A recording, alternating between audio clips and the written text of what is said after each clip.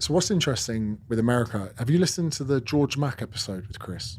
They talk about how a British accent is a superpower that you can only use if you go to another country.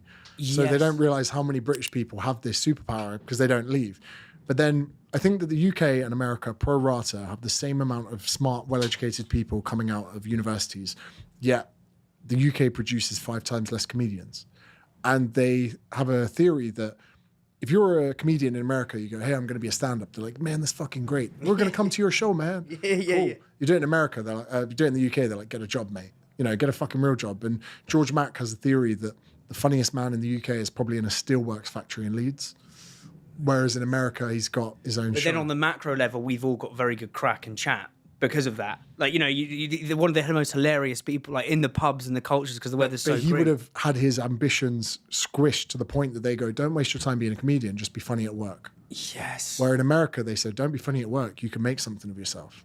And I have a feeling that, you know, say I'm on a train in New York and I'm drinking this. I'm like, hey, man, it's a cool looking drink. Like, oh, it's mine. No way, man. Yes. What's it called? I don't drink them, but I'll fucking buy a case. That's what they're like.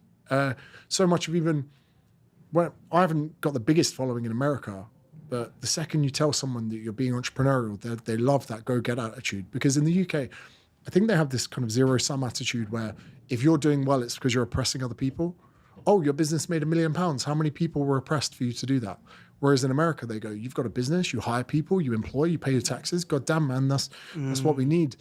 And there's definitely a culture issue in the UK with this, where it doesn't mean you can't do great in the UK, but certainly people are a lot less happy to see you do well. And I think even a lot of, maybe even the people that follow me are actually watching to see me fall off, to see me, you know, fail at something, see me get cancelled, because tearing someone down makes you feel better. I think that for a lot of people anyway, especially those with maybe more fixed mindsets surrounding success and what it looks like, there's a real bitter taste to, and I think it has got a lot to do with the economy. Do you know what's crazy? Since interest rates went up, comments have got worse. It could be social media. I can't say this for sure. But when I look at it, I now genuinely see unhappy people. And it makes me sad, even if they're ripping into me, taking the piss out of my hairline, whatever it is. I look at it and I think, fuck, this is just a temperature test of unhappy people. And I think that maybe if our economy was doing better, would they be in a better mindset? Because if you take away the amount of pubs closing, nightclubs closing, the amount of people that didn't go on holiday, couldn't afford a holiday, all the people that's even just financially are becoming worse off, they're just becoming more cocooned in their home, more into echo chambers. Algorithms are feeding them things they want to see and things they don't. They're becoming bitter and resentful. A lot of men probably more lonely than ever.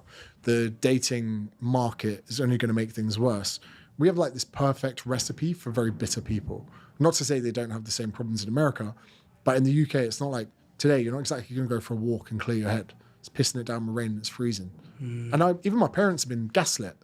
September, we got all the radiators on. My missus from Australia, she's freezing. I'm like, it's September. They're like, so what? I'm like, I feel like there's someone I should be able to complain to. I'm like, Ibiza still have closing parties for the next month. We should not be here in coats and who can I complain to? Bloody Labour government. What have they done? Ruined the weather for us. So like, it's one of those things that culturally here, it's difficult. It's a bit of a slog, but it's still fun. America, as far as the markets get into, our sales are about 50-50 between America and USA at the moment. And when we America and Australia, sorry, or no, America and UK for Newtonic. Okay, yeah. We can't actually produce in Australia because where is it produced? Is it? So we have factories in the UK and America. Okay. So we have different. Do you how did you? Because just before we go into that, did you have? Because that's a really smart move from people like Dash Water. Yeah. That's like Jack, who's the founder of that's my good mate of mine, and they've moved to Australia, but they've actually built a factory, whereas most people try and ship it and it's fucked. Like, who told you to do those two things? Was it? So one of our partners is a company called Gemflow.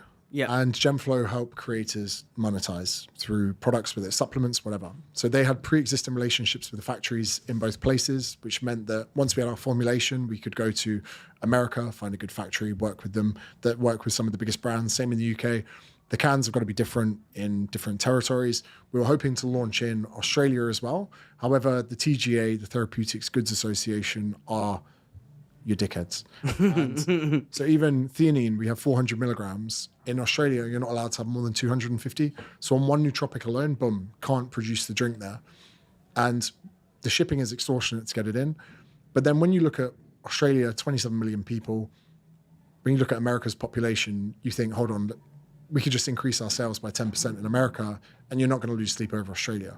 We are going to look to diversify our offering to get into Australia, but America as a territory to get into and to crack, I think is going to be a priority because 1, customers, 2, culture, 3, I also think that there are so many big carbonated, heavily caffeinated drinks for your gym bros, but there's still this massive culture of people editing, scripting, hustling, trying to get people's attention to go after. Espressos is sponsored by supply chain software gurus Unleashed. It talks to your e-com and accounting software. It's helped islands cut admin time in half, get granular clarity on your margins, know where your stock is, don't miss availability. Brands like Candy Kittens, Tiny Rebel, and Trip all use Unleashed, and so should you.